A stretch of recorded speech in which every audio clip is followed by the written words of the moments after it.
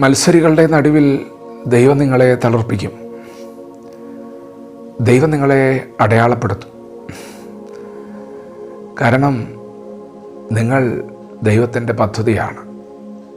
നിങ്ങൾ ദൈവത്തിൻ്റെ തിരഞ്ഞെടുപ്പാണ്. നിങ്ങൾ ദൈവത്തിൻ്റെ സമ്പത്താണ്. കണ്ണിൻ്റെ കൃഷ്ണമണിയാണ്. നിങ്ങളെ തൊടുന്നവൻ ദൈവത്തെ തൊടുകയാണ്. കണ്ണിൻ്റെ കൃഷ്ണമണിയെ തൊടുകയാണ്. ദൈവം നിങ്ങളെ തളർപ്പിക്കും നിശ്ചയമായും. തിരുവചനത്തിൽ നമുക്കിത് കാണാം. ദൈവമാണ് മോശയെ തിരഞ്ഞെടുത്തത്. ദൈവമാണ് അഹരോനെ തിരഞ്ഞെടുത്തത്. ഇവരെ മാത്രമാണോ തിരഞ്ഞെടുത്തിട്ടുള്ളൂ എന്ന് പറഞ്ഞ് ചിലർ തർക്കിക്കാനും വാദിക്കാനും പിറുപിറുക്കാനൊക്കെ തുടങ്ങി. ഈ ഭൂമിയിൽ നടക്കുന്ന കാര്യങ്ങളാണ്. മനുഷ്യരോട് തർക്കിക്കാൻ തുടങ്ങി. ഭൂമിയിൽ നടക്കുക കാര്യങ്ങളാണ്. പക്ഷെ സത്യത്തിൽ അവർ തർക്കിച്ചതും വാദിച്ചതൊക്കെ മനുഷ്യരോടാണെന്ന് തോന്നിയാലും അവർ മത്സരിക്കുകയായിരുന്നു. മത്സരം അത് ദൈവത്തിൻ്റെ തെരഞ്ഞെടുപ്പിന് നേരെയായിരുന്നു. ഇതിന് പുറകിലൊരു തെരഞ്ഞെടുപ്പുണ്ടായിരുന്നു. ദൈവത്തിൻ്റെ തെരഞ്ഞെടുപ്പ്. ദൈവം അത് അടയാളപ്പെടുത്തും. അധിക സമയം വൈകാതെ തന്നെ ദൈവം അത് അടയാളപ്പെടുത്തും.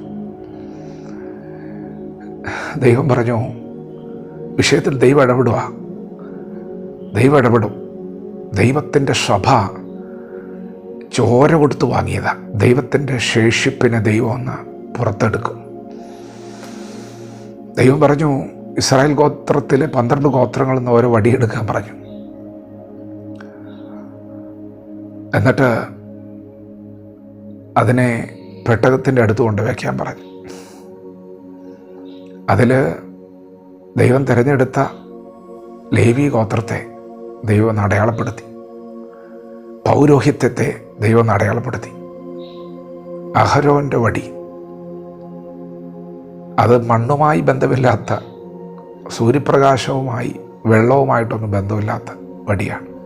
ഒരു വടി. അതിന് ദൈവത്തിൻ്റെ സന്നിധിയിൽ കൊണ്ടുവച്ചപ്പോൾ 10 വർഷം കൊണ്ട് പുറത്തു വരേണ്ട ഒരു ബദാമിൻ്റെ കൊമ്പ, ആ ഫലത്തെ ഒരൊറ്റ രാത്രി കൊണ്ട് ദൈവം പുറത്തെടുപ്പിച്ചു. പരസ്യമാക്കി. ദൈവം പരസ്യമാക്കും. ദൈവം തളിർപ്പിക്കും. തളിർത്തു പൂത്തു ബദാം ഫലം കായ്ച്ചു. ആർക്കും തർക്കിക്കാനോ വാദിക്കാനോ ഇനി മത്സരിക്കാനോ ഒരവസരം പോലും ഇല്ലാതെ വണ്ണം ദൈവം അടയാളപ്പെടുത്താൻ തുടങ്ങി. ഒരു ഉണർവ് ചലിക്കും. തളിർപ്പ് ഒരു ഉണർവാണ്. ഒരു ഉണർവ് ചലിക്കും. കൃപയുടെ വചനത്തിന് ദൈവം സാക്ഷി നിന്നുകൊണ്ട് അത്ഭുതങ്ങളാലും അടയാളങ്ങളാലും വീര്യപ്രവൃത്തികളാലും ദൈവം കൂടെയുണ്ടെന്ന് ദൈവം ഉറപ്പിക്കും. ദൈവം അത് ചെയ്യും. അന്ത്യകാലത്ത് യുദ്ധമുണ്ട്. അന്ത്യകാലത്ത് ക്ഷാമമുണ്ട്. അത് മാത്രമല്ല, അന്ത്യകാലത്തൊരു ഉണർവുണ്ട്. അന്ത്യകാലത്ത് ഞാൻ സകല ജഡത്തിന് മേലെ ആത്മാവിനെ പകരും. ഭൂതങ്ങൾ വിട്ടുപോകും. ബന്ധനങ്ങൾ അഴിയും. രോഗികൾ സൗഖ്യമാകും. ആത്മാക്കൾ വിടുവിക്കപ്പെടും. പ്രിയപ്പെട്ടവരെ, ദൈവത്തിൻ്റെ സഭയെ ദൈവം അടയാളപ്പെടുത്തും. വിശ്വസിക്കുക. ഞാൻ തിരഞ്ഞെടുക്കുന്നവൻ്റെ വടി തളിർക്കും. വചനത്തോട് പ്രതികരിക്കാം.